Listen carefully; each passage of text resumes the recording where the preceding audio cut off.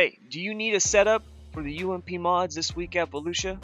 Well, if so, then stick around because in this video, I'm going to be showing you the setup that I use at this track, and I'm going to give it to you for free. That's right, I'm going to give you my setup absolutely free.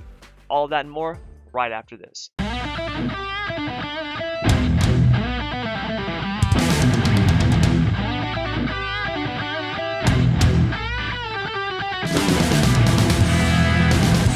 What's up, everybody? Thomas Brandon here. Welcome to another School of Civ Racing video. Now, if this is your first time joining me, thank you very much for checking this out and welcome. Now, in this video, like I said, we're going to be taking a look at the UMP mods. Now, for any of you who have been following this channel for a while, you know that we've been doing a lot of the, open wheel dirt stuff, so non-wing sprint cars, wing sprint cars, midgets, things like that. But now that I've gotten through the master class and the trainings and the leagues and all the stuff that I've been doing, I'm going to start doing some other stuff, particularly UMP mods and late models, because I really like these cars. I'm not as consistent in them because I just don't run them as much, but now that I've got more time, I can. And so I wanted to put this video out because when it comes to building the setups on these cars, a lot of drivers have a really hard time because if you can't do a sprint car, if you can't figure out the setup on a sprint car, these things are even worse because there's twice as many adjustments. And when people start looking at things like axle lead and J-bars and trailing arms and all that stuff like that, their eyes just glaze over. And so I wanted to give you a setup here for this car that you can take out and use and be competitive with. All right. Now, I just turned a couple of laps. I just built the setup. And this is a auto-generated track state, and that's one of the things with the UMPs is that typically the track state will be somewhere between like 9 and 12 or 15% at the start of the event in the official sessions, but it's hard to tell. I've been at some where it's like 25-30%, so it's hard to tell. The track is super slick. You're going to have to tighten up the car some and really work that throttle, but this will be a good starting point to use at this track. Okay, now I just turned some laps. We're in the low 17s. I went back and looked at some of the results we've already had this week. That's right around, fast time for most of the splits. But like I said, weather and track state play a huge role. So I'm not guaranteeing anybody pole position here. Okay, now, even though I'm going to have the setup down in the description below for you to download, let's walk through it real quick so you can take a look. Because keep in mind, this is the base setup. So when you get after you practice and qualify, you're going to have to put more fuel in it for the feature.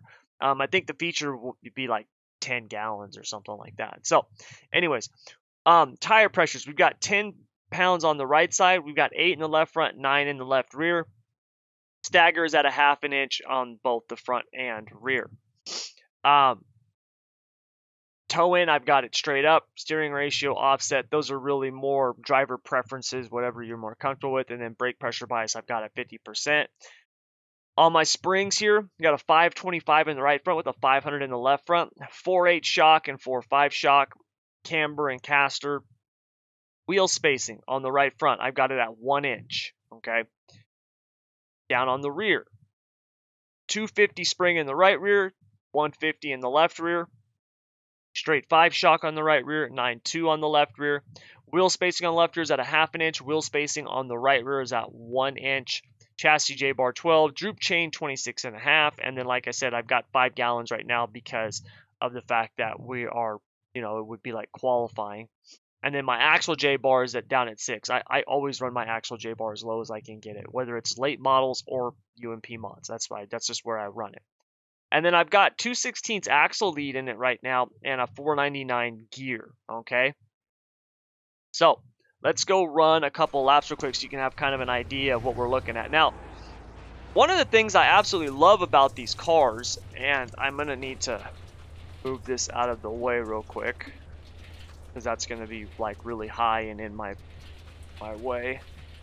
One of the things I love about these cars is because they've got so much horsepower and then they've got really narrow tires, you got to really work the throttle with them. Yeah, you can just go wide open, right, and just throw them in there on the top, but if you really want to be fast, you get rewarded for throttle control, so that's a really nice aspect of them.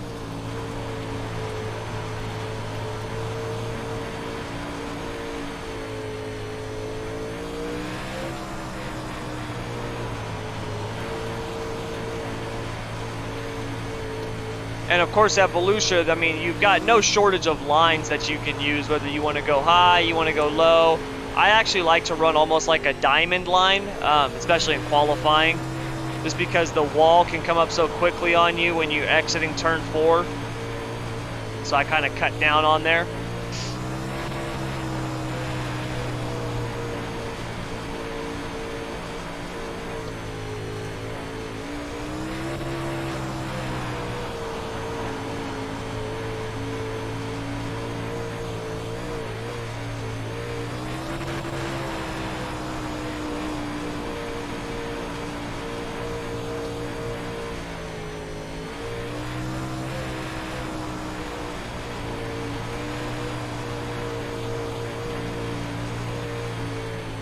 Even up in the marbles, she sticks, right? So the main thing with this setup at this track is that, not only is it pretty fast, but it's really comfortable. And that's really the thing with these cars, is being comfortable, because these things are, they're so different than like a winged sprint car. And so if you can be comfortable with them, whoops, hit the wall there with my front end. You can be comfortable with them, that's a big deal.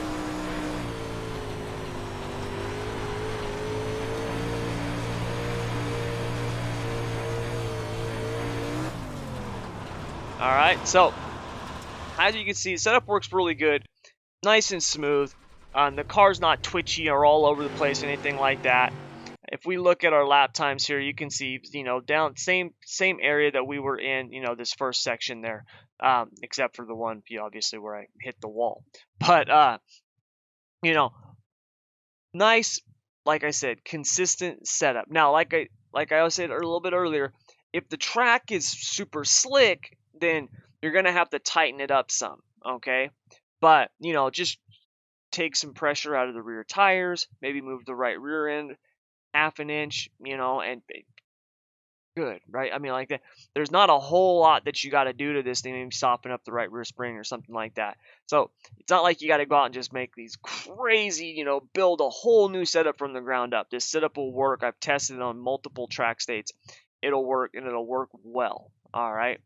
So that'll do it all for this video. Really quick, but I just wanted to give this to you because, like I said, now that I've gotten all that other stuff done and out the way, I can start putting out more stuff like this, more late models and UMP mods. Yes, I'm still going to be doing the sprint cars and the midgets and everything else, but wanted to get this out to you because I've had a lot of people asking for mod content, and I love these cars. I really do. So I wanted to get this out to you. So that'll do it. Now, really quick before you go, do me a favor. If you like this video, please hit that like button. Also, make sure to subscribe and hit the notification bell. That way you know when I put out any more of these videos. And share this. I mean, the dirt community is huge, and we need to get more drivers help. There's a lot of drivers out there who struggle. I mean, who just pull their hair out not being able to figure these cars out because of things like setup. So share this with other drivers so that way they can start having a much better experience on the track instead of just being all over the place wondering what the hell am I doing wrong. Now, if you want to learn how to drive these things or wing sprint cars or any other cars, head over to School of Sim Racing in a private Facebook group. You can also join the private School of Sim Racing Discord server, and you can get all my setups. I'll just give them to you for free. I've got free setups that you can use, that you can go out and win with. Dozens and dozens of drivers have won races with them, including myself. They're very, very fast. They're very, very good.